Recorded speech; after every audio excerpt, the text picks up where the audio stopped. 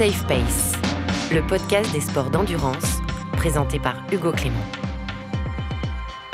Comment devenir un bon trailer? Comment gagner en vitesse en montée et être plus efficace en descente? Quels entraînements choisir? Quelles sont les erreurs à éviter quand on prépare un trail ou un ultra? On va répondre à toutes ces questions aujourd'hui avec 3 des meilleurs trailers français, Mathieu Blanchard, Théo Détienne et Sylvain Cuisseau. Safe Pace, c'est parti! Cet épisode de Safe Pace est rendu possible grâce à notre partenaire Iron.fr. Leader dans la distribution d'équipements trail, running et outdoor, Iron est devenu incontournable pour les amateurs d'endurance et propose un large choix d'équipements, de vêtements, de chaussures, d'accessoires et de montres. Pour celles et ceux qui ont une bonne raison de se dépasser, rendez-vous sur i-run.fr pour retrouver les plus grandes marques et profiter de 5% de cashback sur vos achats. Tout ce que vous cherchez est sur Iron. Épisode délocalisé aujourd'hui puisqu'on enregistre à Annecy comme la semaine dernière. On est plutôt pas mal là avec vue sur les montagnes pour parler de trail, c'est la meilleure option. On retrouve l'équipe d'experts de Safe Pace, Fred Belaubre, triple champion d'Europe de triathlon. Salut Hugo Tormento, double champion d'Europe de swimrun. Salut Hugo. Il manque toujours Charlotte Morel qui se remet de l'accouchement mais elle reviendra très très bientôt et on l'embrasse très fort. Avec nous aujourd'hui 3 invités qu'on est très chanceux de recevoir. Salut Mathieu Blanchard. Salut la team, merci pour l'accueil. Mais merci d'être là. Tu fais partie des meilleurs ultra-trailers du monde aujourd'hui. Tu as notamment remporté récemment la Diagonale des Fous à La Réunion, la Maxi Race ici à Annecy l'année dernière. On est très heureux de te recevoir et tu as plein de conseils pour celles et ceux qui nous écoutent et qui veulent progresser en trail. Salut Sylvain Cuisseau. Salut Hugo. Ça va tout le monde. Salut. Très bien et toi? Très bien. Ultra-traileuse de haut niveau, figure emblématique de la discipline. 3 fois vainqueur de l'Eco-Trail de Paris, 80 km. 2 fois 2e de la Saint-Élion. 4e à la Diagonale des Fous, je crois, aussi. C'est ça.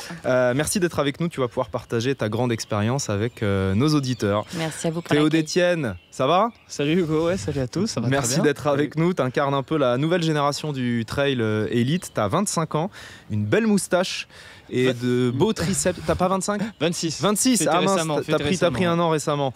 En tout cas, t'as toujours une belle moustache et de très beaux triceps bien dessinés. Surtout les triceps. Bien tracés. J'en parle parce que t'en es très fier, hein. T'en parles souvent sur les Ouais, réseaux ouais, sociaux, ça hein. m'arrive tout. On y reviendra. Il y a de quoi. Mais t'enchaînes surtout les grosses perfs et on est super content que tu sois là.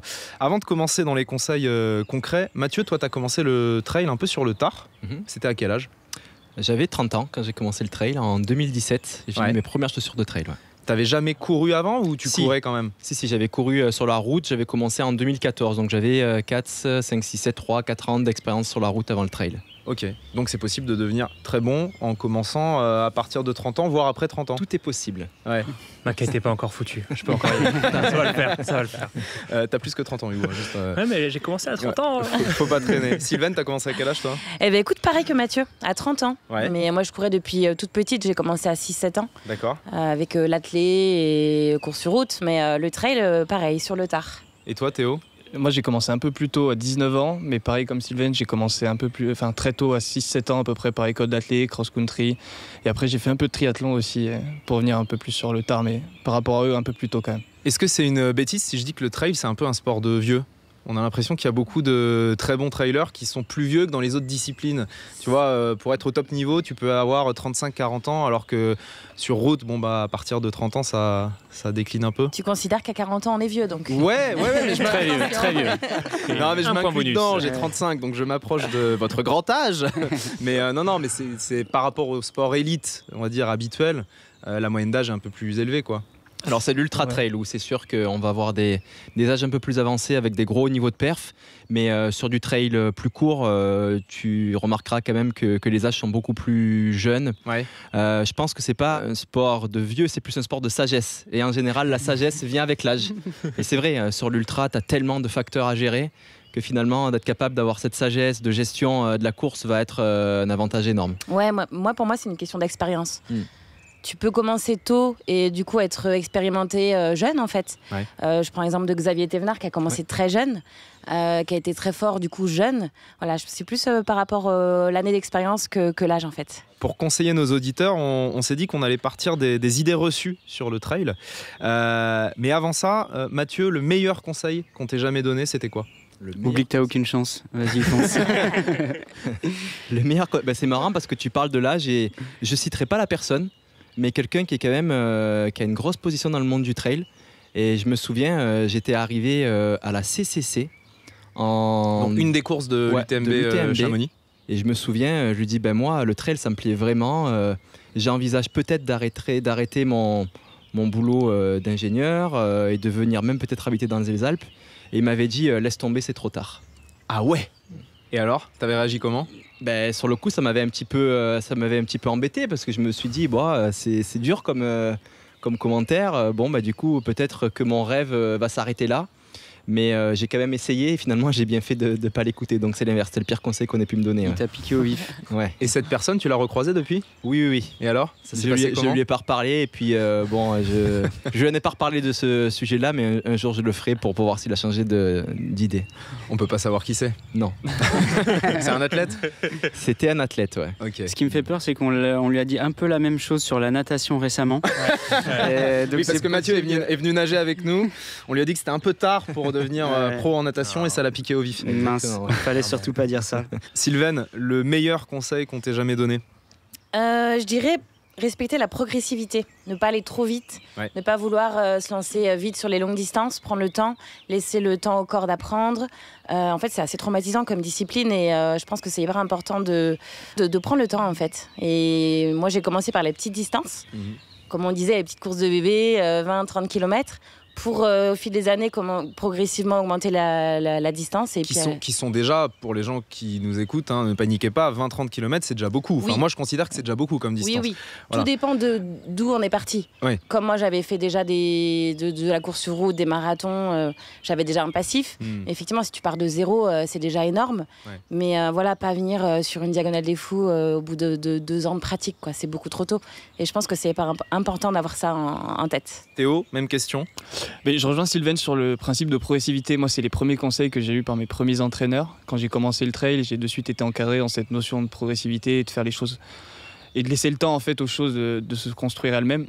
Et là, cette année, ça va être mon premier 100 miles. Et l'année dernière, j'ai fait le premier format 100 km. 100 miles en kilomètres, ça donne 160. 160. Ouais. Okay. Donc sur l'UTMB, cette année, je vais m'essayer. Ce sera pour la première fois. Les premiers formats longs que j'ai fait, au final, c'était il y a 2 ans pour tester. Et l'apprentissage vient avec le temps, comme on le disait juste avant. C'est des expériences, se dépasser, apprendre des choses sur la gestion de l'effort, notamment parce que sur l'ultra-trail, la maturité vient assez tardivement, comme on l'a dit. On commence avec les idées reçues. Première idée reçue qu'on entend beaucoup, pour être bon en trail, il faut être mince. Si on est trop lourd ou trop costaud, on n'y arrivera jamais dans les montées. Donc il faut d'abord commencer par perdre du poids avant d'espérer progresser. Vrai ou faux, Mathieu ? Vrai, évidemment. Si tu pèses 30 kilos, forcément, tu vas aller plus vite, tu vas t'envoler en haut des montées. Non, mais c'est évident, bien sûr. Donc, c'est pour ça que moi, tu vois, je mange pas, quoi. Ce matin, je peux aller au super petit déj de l'hôtel. Non, évidemment, non. C'est une très, très mauvaise idée. Et puis, moi, je suis l'exemple typique. 1m74, 72, 73 kilos en moyenne.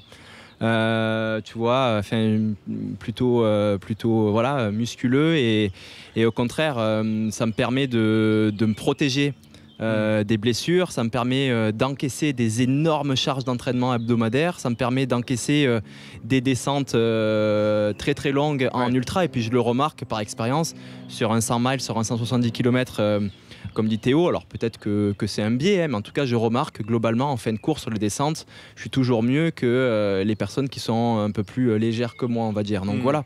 Et ce qu'il faut se dire aussi, c'est que le corps s'adapte à la charge qu'il doit porter, c'est logique. Alors c'est sûr qu'il y a des limites, mais voilà, moi je parle plutôt pour la longue distance qui demande des charges d'entraînement importantes. Vaut mieux être bien bâti que être tout frêle et risquer de nombreux problèmes. Théo, si on est un peu en surpoids mais qu'on aime le trail, qu'on a envie de commencer le trail, il faut y aller quand même. Il faut y aller quand même, il faut pas se fixer de limites. Et puis il faut faire les choses comme on disait dans la progressivité, pas évidemment partir directement sur des formats qui sont déconnants dans le sens de faire des ultra-distances dès le début. Il faut habituer les articulations, habituer les os, habituer les muscles et les tendons parce que c'est ce qui va faire que le corps va devenir solide avec le temps et pouvoir encaisser les charges d'entraînement. Sylvaine, sur cette question du poids, de la corpulence, il n'y a pas de règle, hein. C'est vrai qu'on voit dans le haut niveau, il y a tout type. des grands minces, des petits trapus. Je pense qu'il faut être déjà bien dans son corps, bien dans sa tête. C'est hyper important en ultra et la longue distance, le mental, on le sait, l'importance du mental. Et après, ça va se faire naturellement. Je pense que quand on fait du sport tous les jours, on a beau manger, on ne prend pas de poids. Et après, c'est vrai que chez les filles, il y a cette problématique de déficit énergétique. Il faut faire attention parce que parfois, on n'arrive pas à manger suffisamment pour combler les pertes énergétiques qu'on a avec l'effort. Donc, je pense que c'est assez naturel et ce qui est bien, c'est qu'il n'y a pas de règle, je pense, vraiment. Deuxième idée reçue, le trail, c'est que pour les montagnards. Il faut forcément vivre dans les montagnes pour y arriver. Théo, ça te fait rire. Ça me fait rire, c'est obligatoire. Parce que quand t'es parisien, je vois pas comment tu peux aller courir directement. Les Parisiens qui arrivent à Annecy pour la Max Series ce week-end, je vois pas comment ils vont faire. Non mais blague à part, on pourrait se dire, quand il n'y a pas de montagne ou de boss à côté de chez soi, c'est plus compliqué forcément de travailler la montée et la descente. Non, c'est totalement faux, c'est des idées reçues. Il y a beaucoup de coureurs qui habitent pas à la montagne. On l'a vu notamment sur les dernières éditions de l'UTMB, des coureurs comme Yannick Noël qui eux sont originaires de pays, d'endroits où il n'y a pas de montagne particulière, qui ont réussi à faire des performances vraiment stratosphériques.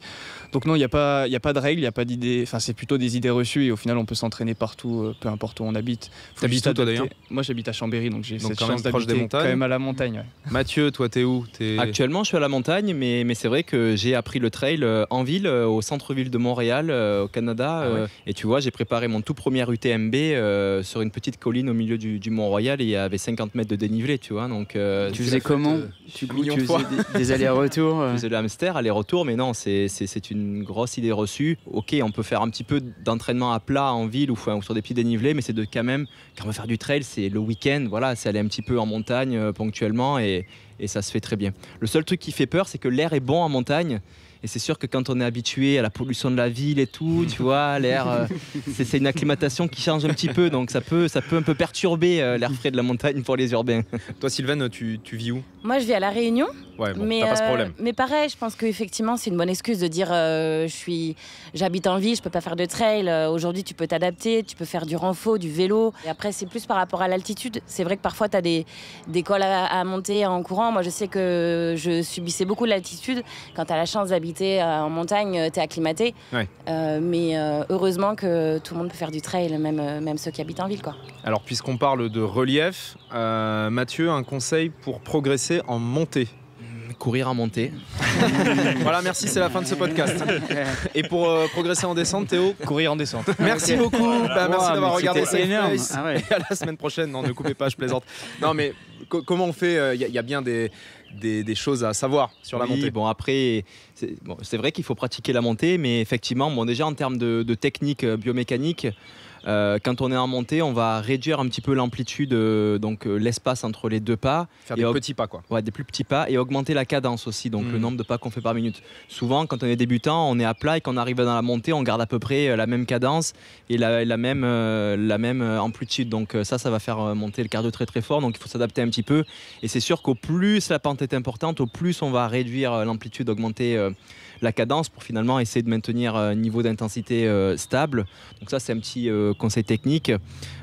Et ensuite, il faut aussi penser à respirer beaucoup plus, donc volontairement prendre un petit peu conscience de sa respiration et inspirer, expirer un petit peu plus, parce que la demande cardiovasculaire, c'est là qu'elle est la plus importante. Et donc calculer l'amplitude, plus la cadence, plus la respiration, plus la position du corps, ça commence déjà à faire beaucoup sur le scan corporel. Il ne faut pas avoir peur de respirer fort. Il ne faut pas se dire, pas avoir un truc un peu d'orgueil, de se dire les gens vont penser que je suis... Exactement, que je suis au bout de mes forces. Et ça, je le vois souvent à l'avant de la course, tu vois.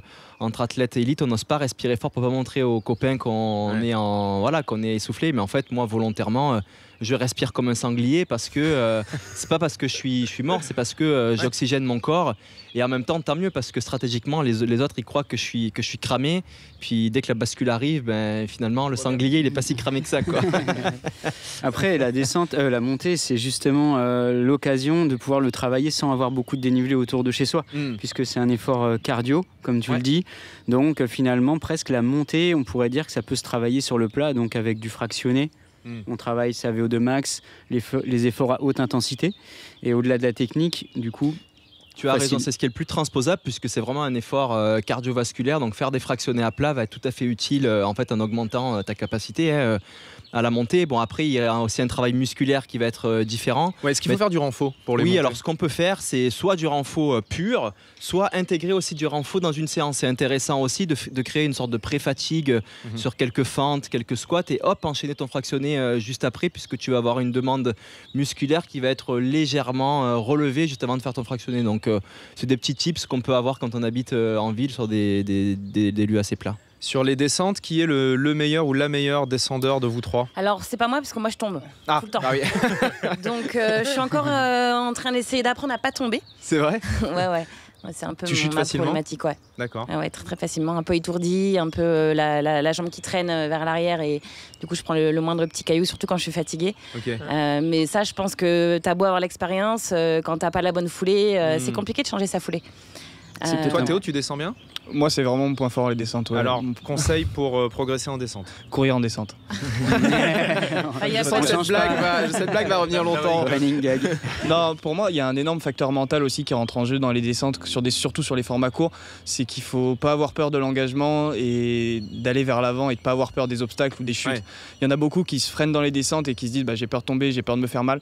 Cet engagement, il est vraiment mental et sur les formats courts notamment, parce que sur les formats d'ultra, on va moins vite. Mais sur les formats courts, l'engagement mental il est très important. Donc de la préparation mentale, ça c'est quelque chose qui se travaille. Et du coup, par rapport à la préparation mentale, pour justement passer cette peur de la descente, ce qui pourrait, par exemple, moi, un de mes blocages, qu'est-ce que tu arrives à mettre en place ? Moi, ça m'intéresse aussi, pour le coup.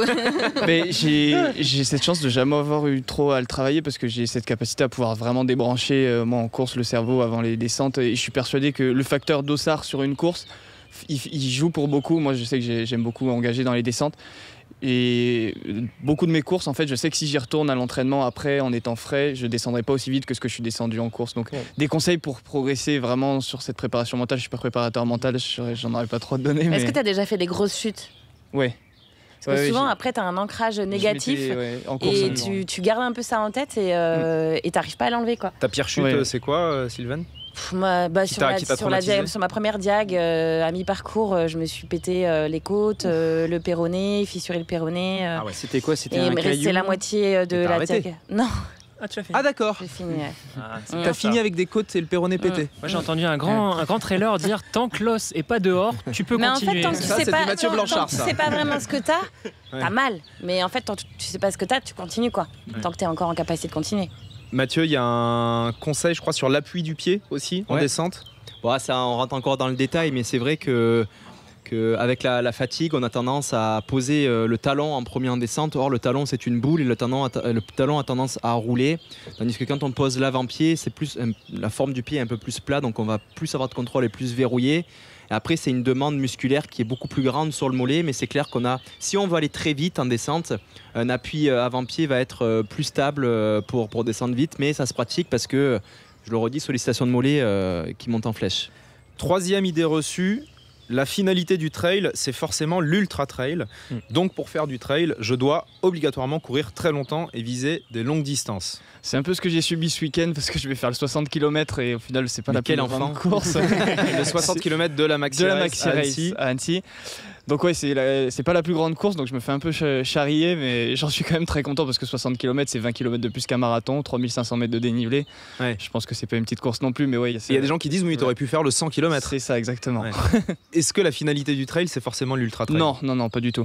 On peut voir que c'est surtout selon les profils, selon les motivations aussi. Il y en a qui ont cette motivation intrinsèque de vouloir faire de l'ultra à tout prix, mais il faut faire les choses correctement. Et de plus en plus, les gens se motivent à aller sur des plus longues distances et il y a la surenchère de plus en plus sur les événements, notamment. Toi, tu fais quel format ? Quand tu dis que tu fais la plus petite course, c'est A. J'ai entendu une bonne défense par rapport à ça, c'est dire qu'au plus c'est long et au moins ça demande de talent. Je sais pas ce que vous en pensez, mais du coup... Mathieu, qu'est-ce que tu penses de ce que dit Fred ? Au plus c'est long, au plus ça demande de talent. Au moins ça demande de talent. Au moins ça demande de talent. En fait, c'est pour ça que j'ai choisi l'ultra. C'est un truc de besogneux, alors qu'au plus tu vas vers les petites distances, au plus il faut aller vite. Et c'est là que le talent est un peu plus important. Parce que c'est pas une idée reçue, ça aussi. En fait, moi, je suis un peu feignant, du coup, j'ai trouvé cette petite parade. Ce qui se passe dans le trail, c'est si on compare à la route, c'est que globalement, on s'affranchit du temps. Sur la route, c'est plus difficile de faire un 5 km en 14 minutes qu'un marathon en 4 heures, on est d'accord ? Bon, en trail, on n'a pas cette notion de temps. Ce qui fait que les gens ont cet objectif d'être finisher de la course. Et donc, ont tout leur temps pour être finisher. Ce qui fait qu'on part sur une aventure plus que sur une performance. Mais si on transpose à la route, faire un 20 kg de trail dans des temps courts, c'est aussi difficile que de finir un ultra. Mais c'est juste que le chrono n'existe pas.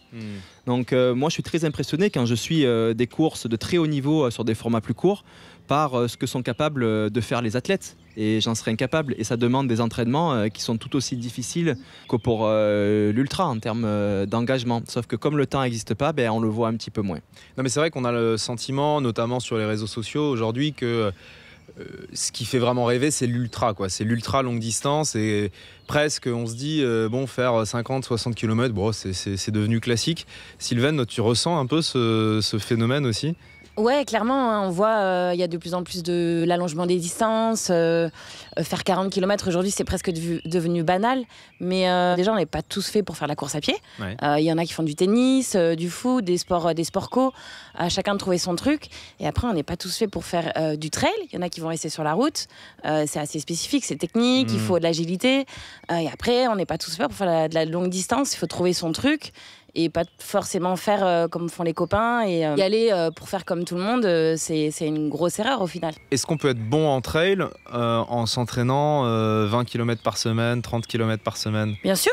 Ouais, c'est possible ? Je pense que ça dépend des distances que tu vises. Effectivement, viser une diagonale des fous comme ça, c'est un peu utopique. Oui, parce que la diagonale, c'est 180. 80, ouais. Si tu vises des ultras, il n'y a pas de miracle, il faut faire des bornes. Pour faire de l'ultra, il faut faire du volume, quoi. Il n'y a pas de secret. Ouais. C'est mieux. C'est mieux, ouais. C'est plus facile. Mais on peut aussi faire des trails à côté de chez nous qui font 15-20 km en s'entraînant relativement peu en volume. Exactement. Vous faites combien de kilomètres par semaine tous les trois, Mathieu ?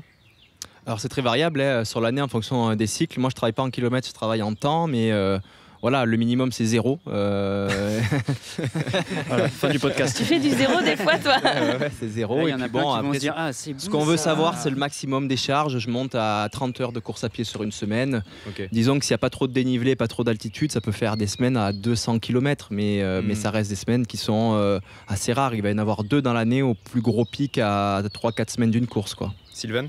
Ouais, moi c'est pareil, en fonction de ce que je prépare, il y a des pics. Sur des semaines à peut-être 150 km, moi je monte rarement à 200. Et après, en moyenne, ça va être 80-100 à peu près, sans compter le vélo, mais à pied. Théo ? Pareil, je suis comme Mathieu, je raisonne plutôt en heures qu'en kilomètres parce que c'est variable en fonction du terrain, du dénivelé, d'où on se situe.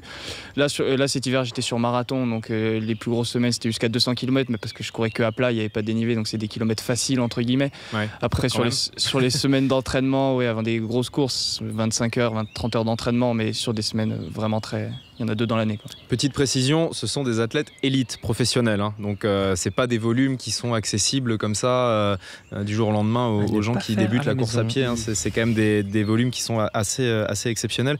D'ailleurs Mathieu, tu dis que tu partages pas tous tes entraînements sur les réseaux sociaux. Non, surtout pas, non. Pour pas inciter les non-professionnels à les faire. C'est vrai, c'est comme ça, le monde du sport est comme ça. Les néophytes, les passionnés de sport s'inspirent en général des élites et c'est pas la chose à faire, quoi. Donc effectivement, dans une optique de protection de communauté, non, je partage pas tous mes entraînements et parce que c'est pas forcément ce qu'il faut faire. C'est la recette que j'ai trouvée pour moi qui fonctionne bien, mais c'est pas celle qu'il faut faire parce que on peut se faire mal. Et évidemment, faire 10 km par semaine, c'est déjà beaucoup mieux que de faire 0 et c'est déjà très bien. Et puis pour rester dans le conseil, si on veut faire un peu de volume, on peut aussi le découper en 7 jours et déjà courir 45 minutes tous les jours. Il y a moyen de faire un petit volume sympa. Carrément. 4e idée reçue, le trail, ça bousille encore plus les genoux que la course sur route, donc vous allez forcément vous blesser. Moi, je peux plus marcher, j'ai les 2 genoux là, ils sont en vrac. Je suis venu sur les rotules tout à l'heure là. C'est arrivé en fauteuil. Ouais. Vrai ou faux, Mathieu, cette idée reçue? Tout à fait vrai. Je te dis, ce matin, je suis descendu. T'as vu, en fauteuil roulant pour le petit-déj. Et en brancard même. Non, tout à fait faux. Ça, c'est une idée reçue, la même que la route. C'est un problème. En fait, c'est un problème de progressivité, tout simplement. C'est sûr que si du jour au lendemain, t'as jamais couru, t'étais sédentaire et tu te mets à courir, à faire des marathons ou des ultras, ton corps, il n'a pas le temps de s'adapter à la charge que tu lui mets. Donc, ce qui va se passer, c'est que les os vont venir se frotter les uns sur les autres et là, tu vas avoir des gros problèmes. Mais si tu as une courbe de progression, comme a dit Sylvaine tout à l'heure, que tu laisses le temps à ton corps à s'adapter, c'est l'inverse qui va se passer. On est une machine biologique, on n'est pas une machine mécanique. On raisonne toujours mécaniquement parce qu'on voit la mécanique de nos voitures que 2 pièces métalliques se frottent, elles s'usent et tu les remplaces. Nous, on est biologique, on est des mutants. Quand 2 pièces frottent, en fait, si tu laisses le temps, elles vont s'adapter, elles vont finalement grossir, se renforcer.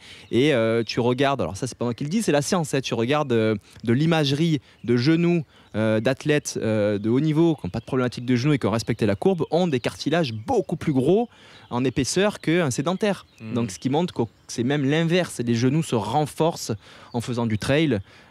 Si tu respectes la courbe de quantification de stress mécanique. Au-delà de la progressivité, donc d'augmenter progressivement sa charge d'entraînement et de ne pas commencer avec des gros volumes quand on part de zéro, Sylvaine, quel conseil pour éviter les blessures en trail?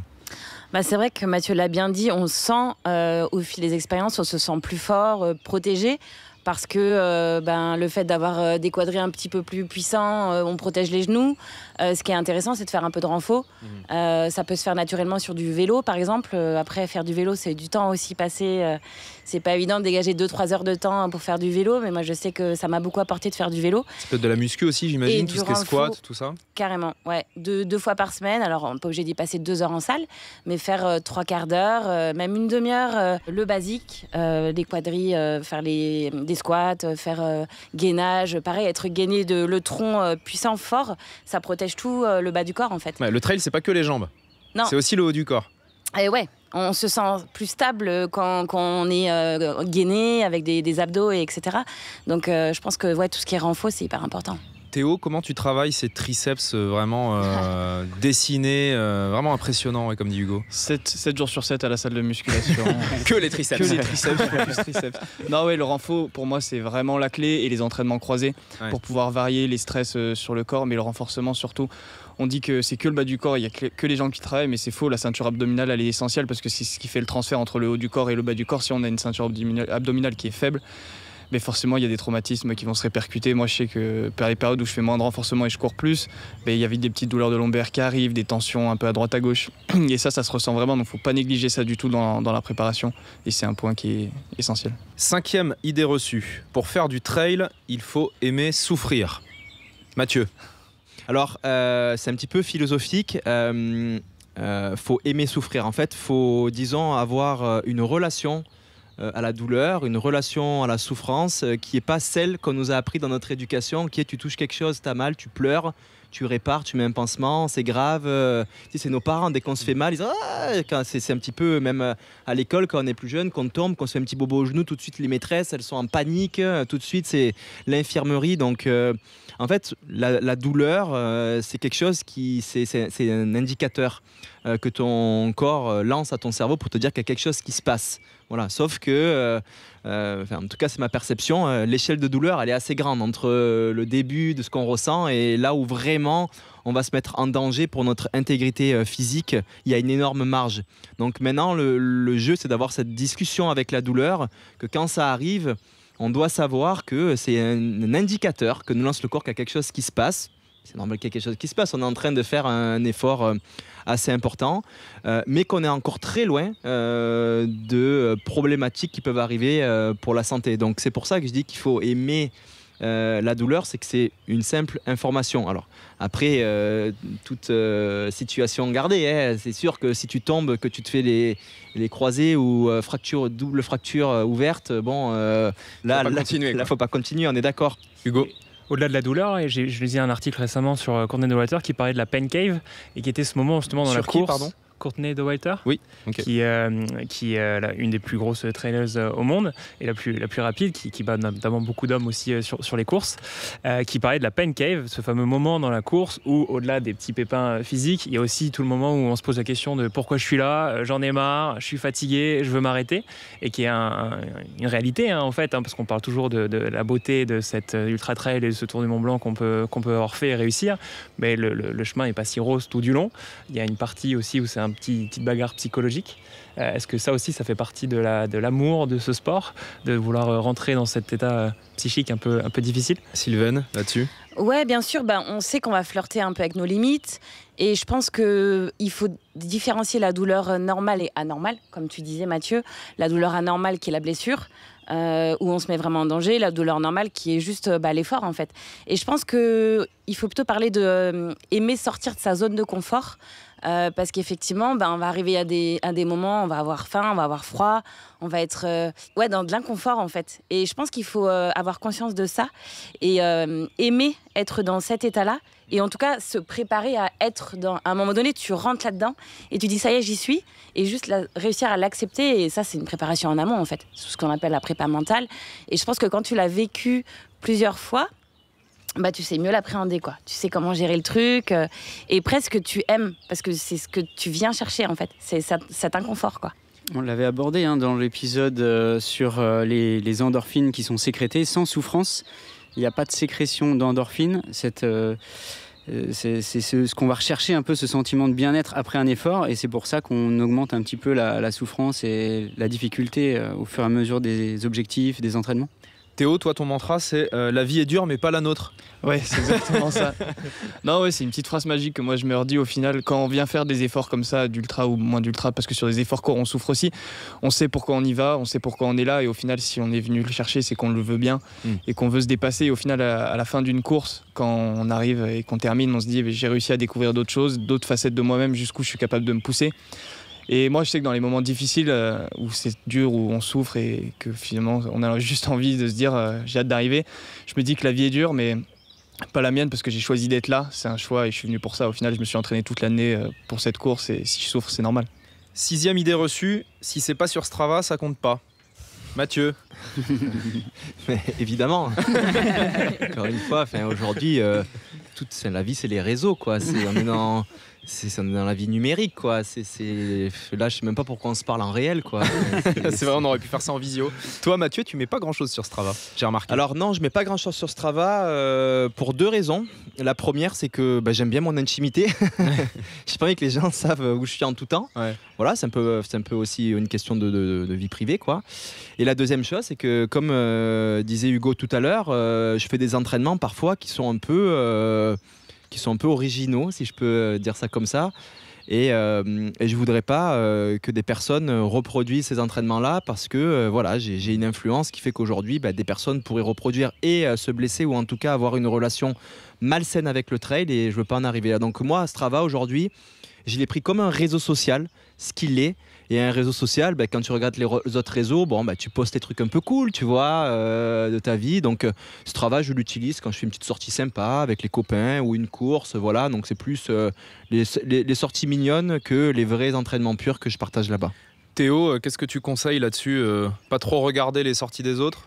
Moi, je suis peu de gens sur Strava justement pour ça. La surenchère un peu permanente, on peut le voir qu'il y en a beaucoup qui s'inspirent de ce que font les gens, et ça influence ce qu'eux vont vouloir faire à l'entraînement. Donc moi, je suis vraiment peu de personnes et je regarde peu ce que les gens font, parce que je sais que je suis un peu sujet à ça, des fois, de me dire maintenant, je m'en suis vraiment sorti, mais au début de la période, quand j'ai commencé plus jeune, à 19 ans, tu te dis un tel a fait ça, donc je vais essayer de faire pareil. Et il y a un peu cette surenchère, donc il faut vraiment s'en détacher. Moi, je m'en suis détaché. Et un peu comme Mathieu, je mets pas tout ce que je fais sur Strava, plutôt les sorties cool. Mais Kylian Jornet, lui, il met beaucoup de choses sur Strava. Par exemple, sa dernière sortie, 80 km, 2384 mètres de dénivelé positif, 6 heures, allure moyenne, 4 minutes 32 au kilomètre. C'est un bon footing. Pas mal. Quand tu vois ça, tu te dis je suis une merde. Non, mais ça peut avoir un effet, effectivement, de voir ce type de sortie d'extraterrestres. On peut aussi se décourager parfois, se dire moi, à quoi bon y aller, quoi. Sylvaine. Moi, j'avoue que je me pose pas trop ces questions. Je cache rien. Je partage tout. Je me dis que que les gens sont, j'imagine, assez intelligents pour se dire qu'on n'a pas les mêmes vies. Et par contre, je trouve que c'est un fabuleux outil pour... moi, j'aime bien partager les paysages. J'adore m'inspirer des sorties des autres, plus pour les terrains que pour les distances, et je regarde pas les allures. Moi, je suis tellement pas là-dedans que c'est plus waouh, ce coin-là, il a l'air d'être joli. Et c'est pour ça que je mets beaucoup de photos aussi, parce que je me dis que c'est intéressant aussi pour les gens qui veulent découvrir des coins.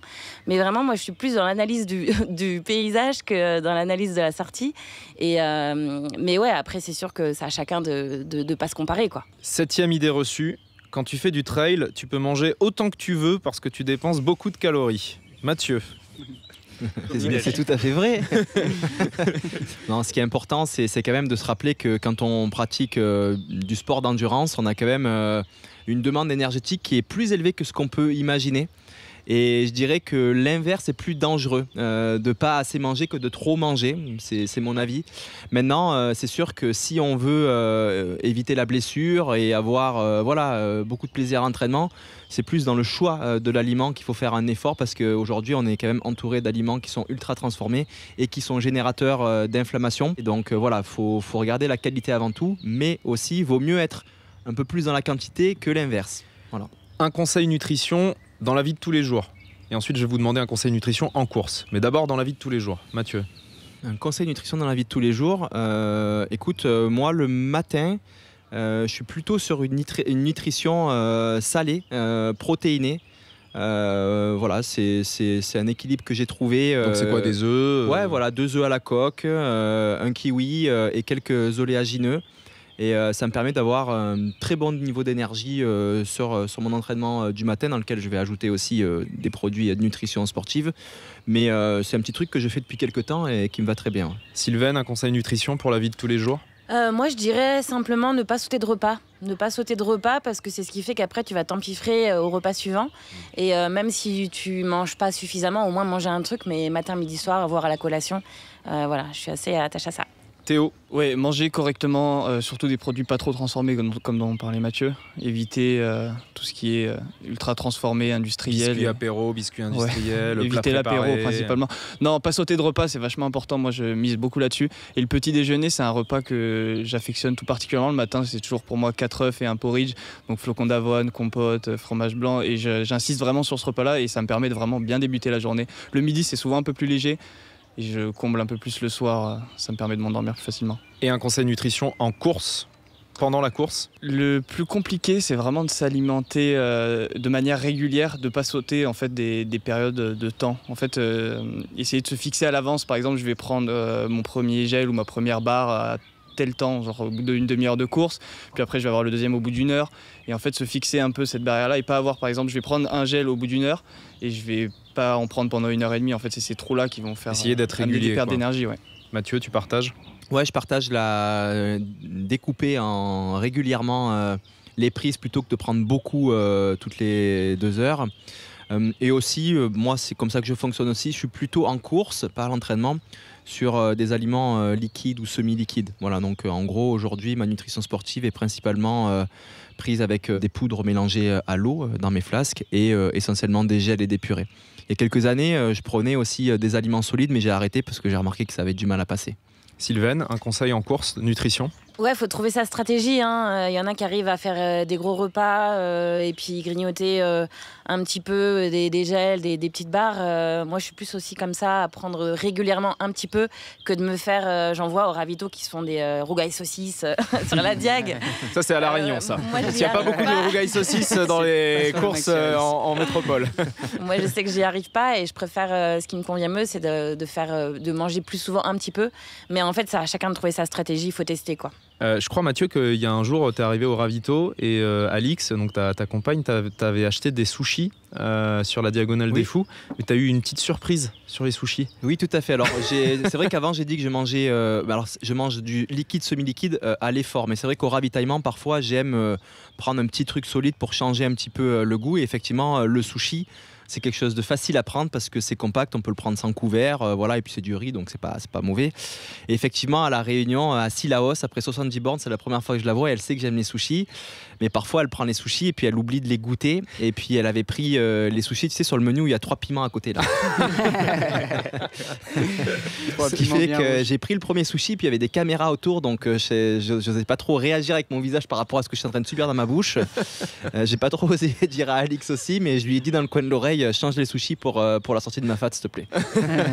T'as pas eu de problème après à cause non, des piments? Pris qu'un, parce que c'est vrai que les épices peuvent un petit peu faire du mal au système gastrique, c'est clair. Dernière idée reçue, le trail, ça coûte cher. Pour être bon, il faut avoir les moyens de s'acheter les meilleures chaussures et le meilleur matos. Sylvaine? C'est vrai que nous, on a la chance d'être équipés, d'avoir des sponsors pour la personne qui doit tout s'acheter, plus les dossards, les déplacements sur les lieux. C'est un certain coût. Maintenant, aujourd'hui, il y a quand même des produits super abordables.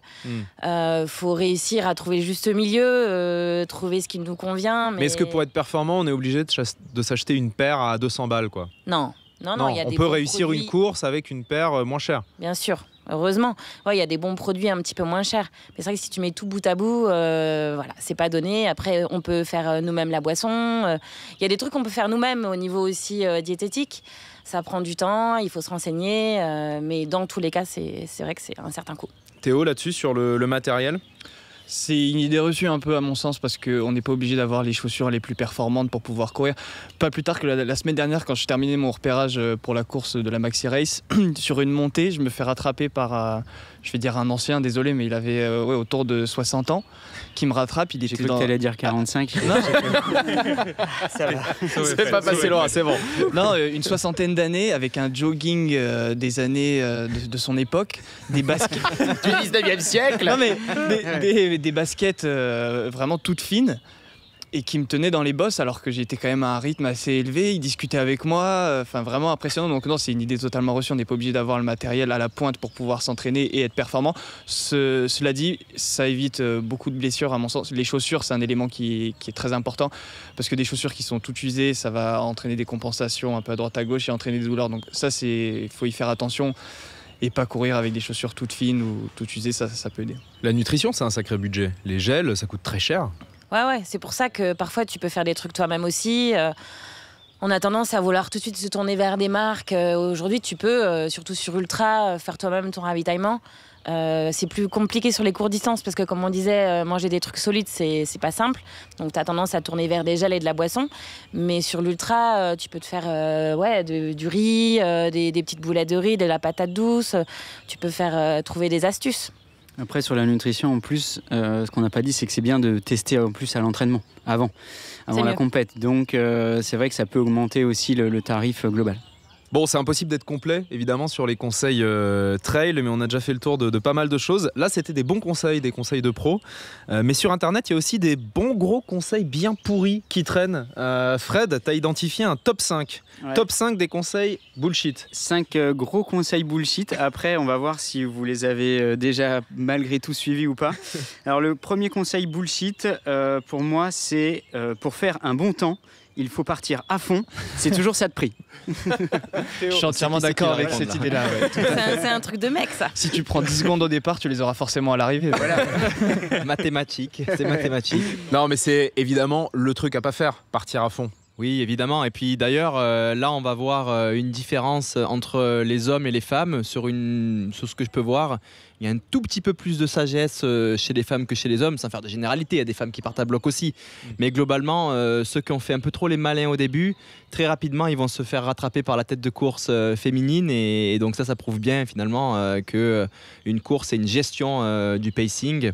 Maintenant, on peut partir aussi sur les 100 premiers mètres pour s'extraire un petit peu aussi de la foule, pour aussi évacuer ce plein d'adrénaline qu'on a en nous et ce stress. Et parfois, ça peut être aussi stratégique. Je pense à des courses où il y a beaucoup de coureurs, où le couloir est assez serré.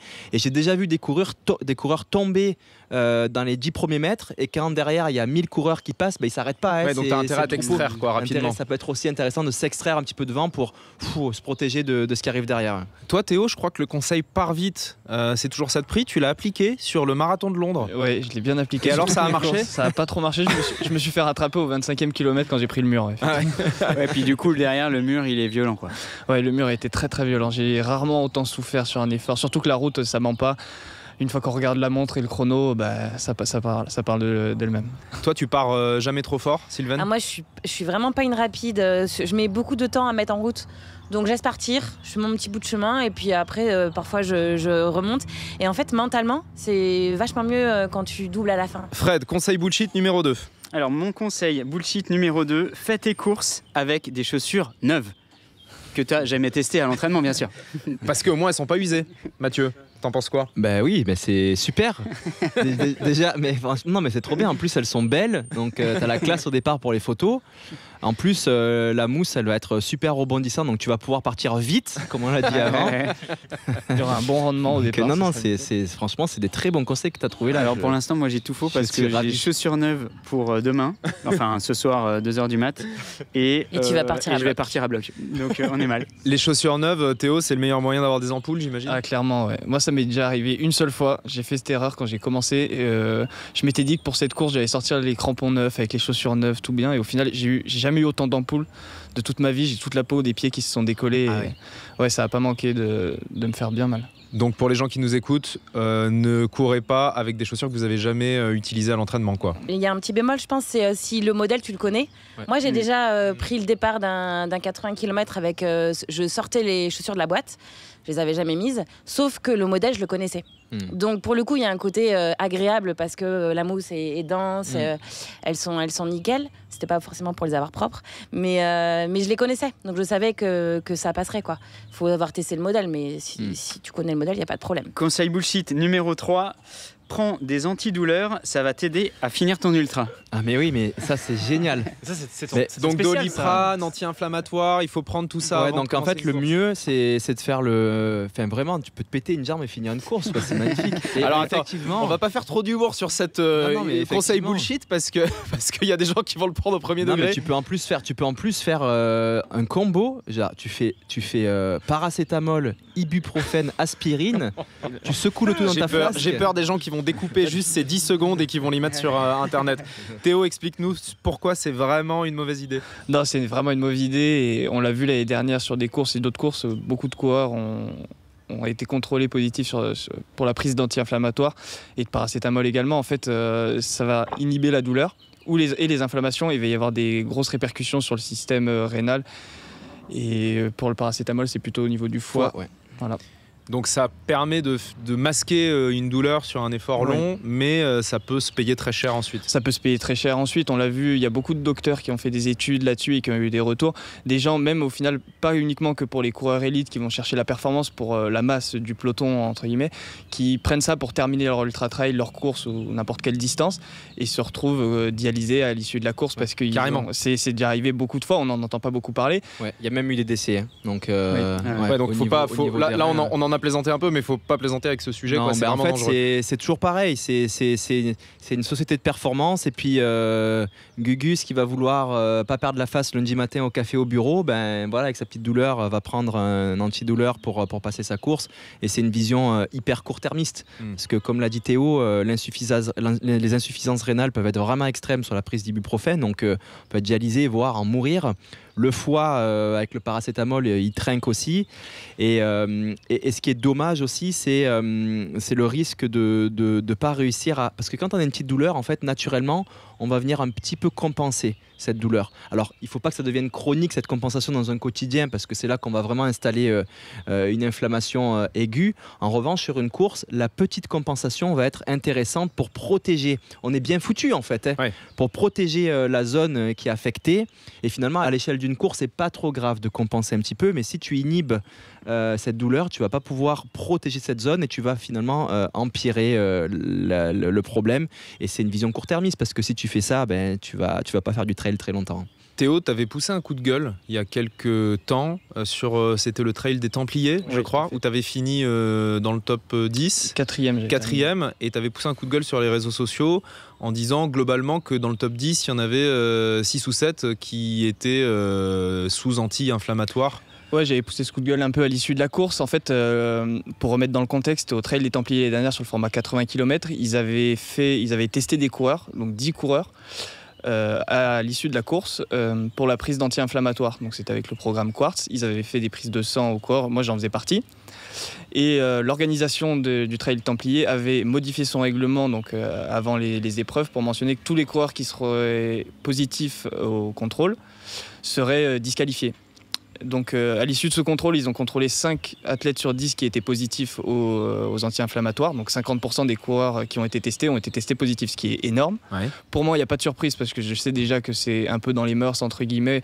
Nous, sur le côté français, on a une culture qui est bien différente des coureurs américains ou autres, sans vouloir les citer. Et en fait, le gros problème, c'est que l'organisation n'a pas appliqué cette sanction et qu'ils n'ont disqualifié aucun coureur. Aucune sanction n'a été appliquée et c'est ça que j'ai trouvé vraiment... C'était bien les 10 premiers, hein, ouais. Ou 10 au hasard qui ont été... Non, c'était mélangé entre hommes et femmes. Ok. D'accord. Donc en gros... On n'a pas les noms de tous ceux qui ont été contrôlés. Parmi ceux qui ont fait le meilleur classement au Templier l'année dernière, une bonne partie avait pris des anti-inflammatoires. 50%, ouais. D'accord. Ce qui est énorme. Pour moi, c'est pas une surprise parce qu'on le sait déjà, il y en a beaucoup qui en prennent. Ça t'inspire quoi, ça ? Et beaucoup ne s'en cachent même pas. On l'a vu récemment, je citerai pas de nom, mais une coureuse de très haut niveau qui a remporté un ultra trail en début d'année avait clairement affiché sur ses réseaux sociaux sa prise de glucides et dans son tableau, la colonne à côté, c'était une prise de paracétamol. On peut la citer parce qu'on l'a déjà cité dans un des épisodes précédents et c'était... Henriette Albon. Voilà. Là, ça devient pour moi assez grave de programmer. C'est fou de se. En fait, on parle de visualisation en prépa mentale. Ça veut dire qu'on visualise à l'avance la douleur. Enfin, c'est lunaire là. Sylvaine, tu réagis comment à ce que raconte Théo sur le trail des Templiers ? Ouais, moi c'est pareil, c'est un sujet, ça m'insupporte. Je me suis récemment pris la tête avec une très bonne amie qui est amatrice, qui faisait son premier semi et qui m'a dit mais en fait moi je m'en fiche, je suis pas dans l'élite, qui comprenait pas qu'en fait c'est valable pour tout le monde. Une question d'éthique quoi. Exactement. En fait. Et tout de suite c'est oui, tu me prends pour quelqu'un qui se dope. Pour moi c'est masquer une douleur et on en vient à ce qu'on disait tout à l'heure en fait, on le sait. Quand on fait ce sport, qu'on va avoir mal, ça fait partie du jeu, c'est ce qu'on vient chercher. Et si on anticipe d'amoindrir la douleur, faut pas faire ce sport, quoi. Allez, conseil bullshit numéro 4. Ne t'arrête pas au ravito, c'est une perte de temps. C'est comme les 10 secondes du départ tout à l'heure, au final c'est du temps de gagner, faut pas le négliger. Tout est mathématique, Fred. Faut pas s'arrêter faire pipi non plus. 10 secondes à chaque fois, 10 secondes plus 10 secondes. Bon, après ça c'est un conseil bullshit pour les amateurs, évidemment il vaut mieux prendre le temps, j'imagine, de s'arrêter, refaire la recharge en eau, bien s'alimenter. Pour les élites, parfois, vous vous arrêtez pas au ravito. Alors, c'est pas qu'on s'arrête pas, mais c'est sûr qu'on connaît nos besoins corporels peut-être plus qu'un amateur parce qu'on s'entraîne quasiment quotidiennement. Mais c'est pas parce qu'on s'arrête pas longtemps qu'on fait pas le nécessaire.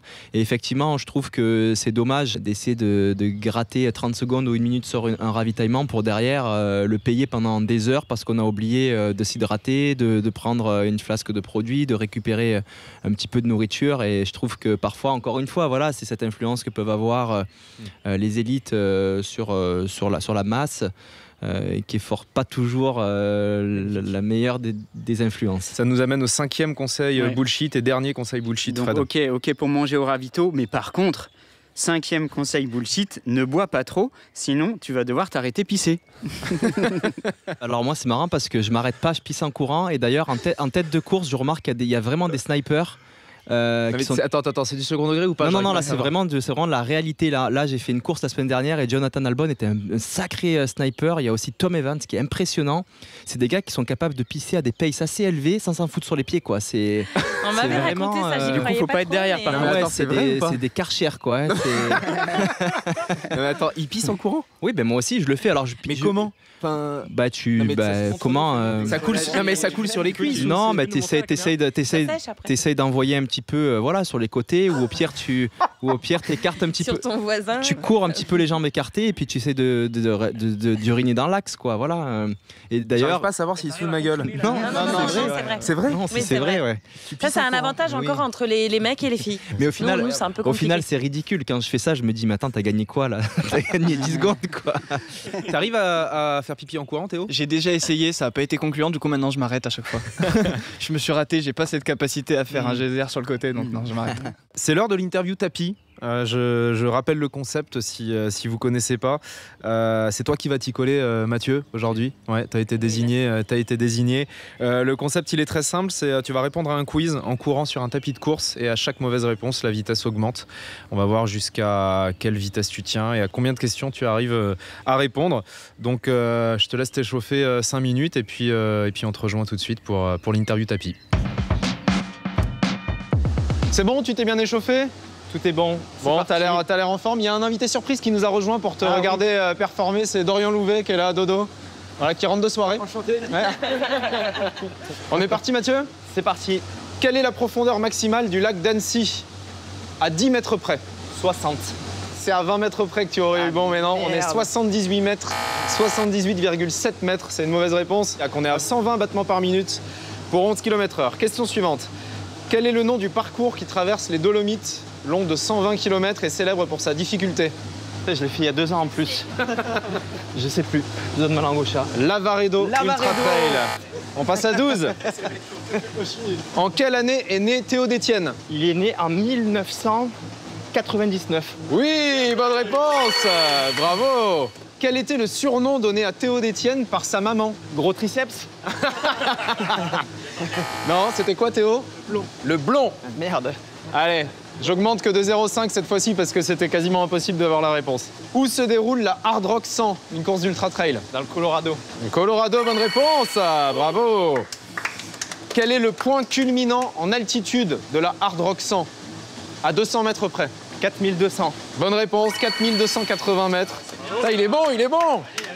Qui détient le record de l'épreuve de la Hard Rock 100? Dans le sens anti-horaire, François Daen.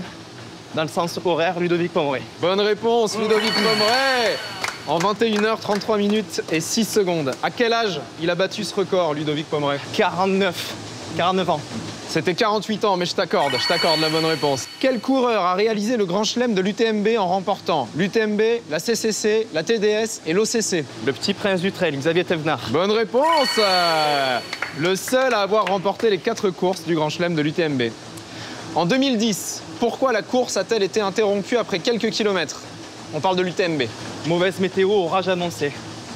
Bonne réponse. Une tempête violente a forcé l'annulation peu après le départ. Tu vis en partie aux Deux Alpes. Combien la station de ski compte-t-elle de kilomètres de piste? 200. Non, je te l'accorde pas. 227 km.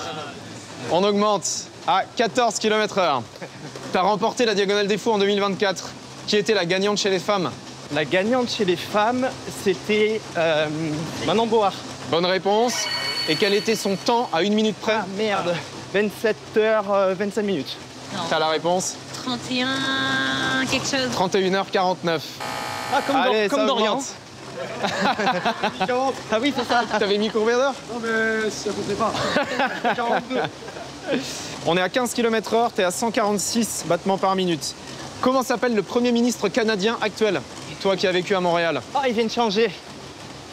C'était Trudeau et là, le nouveau, je l'ai pas. Merde. Marc Carney. Eh ouais. Allez, on passe à 16 km/h. Combien de finishers pour la Chartreuse Terminoro, la Barclay française, toute année confondue? 5. 6. Ah, merde. Mais 5 Français. Ah, ouais. Mais bon, je te l'accorde pas, c'est 6. Allez, on augmente, on passe à 17 km/h. Combien y a-t-il de sommets de plus de 4000 mètres dans les Alpes? 70. Théo, t'as la réponse? 82. 82.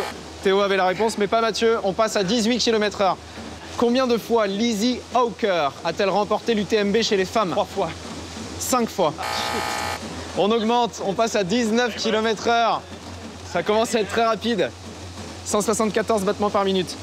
Que veut dire TDS? Trail des Ducs de Savoie. Comment? Trace des Ducs de Savoie. Trace des Ducs de Savoie. Vrai ou faux, on peut courir un marathon au pôle Nord?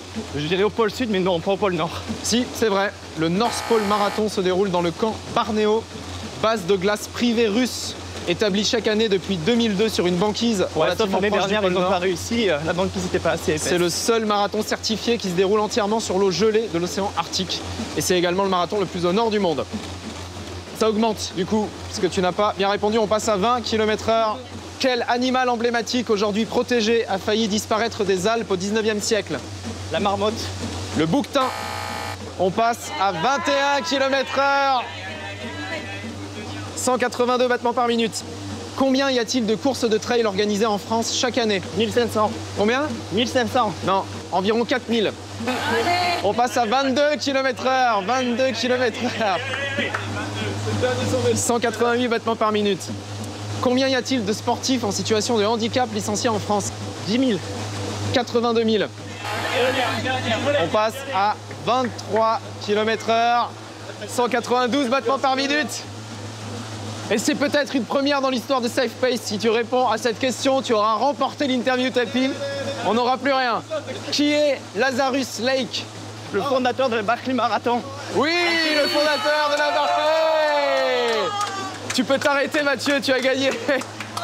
Bravo.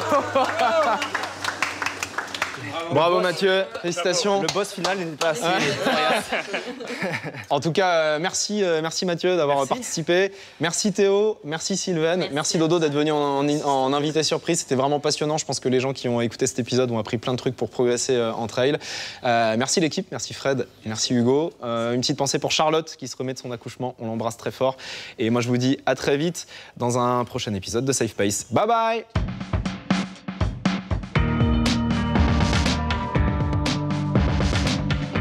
Safe Pace, le podcast des sports d'endurance, présenté par Hugo Clément.